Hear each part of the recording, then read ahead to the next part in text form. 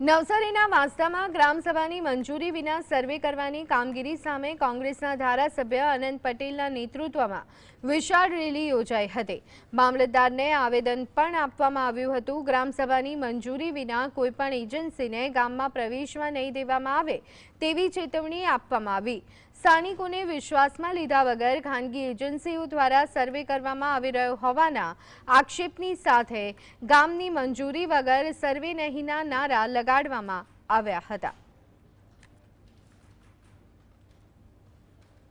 વાંસદા તાલુકાના દરેક ગામોમાં કોઈક ને કોઈક પ્રકારનું સર્વે થઈ રહ્યું છે। એના વિરોધમાં તાલુકા કોંગ્રેસ સમિતિની આગેવાનીમાં હનુમાનજી મંદિરથી મામલતદાર ઓફિસ સુધી અમે રેલી કાઢીને આવેદનપત્ર આપ્યું છે। અમારી માંગણી એ છે કે અલગ અલગ પ્રકારના સર્વે કરવામાં આવે છે અને એ અલગ અલગ પ્રકારના સર્વે ગ્રામસભાની પૂર્વ મંજૂરી વગર ન કરવામાં આવે।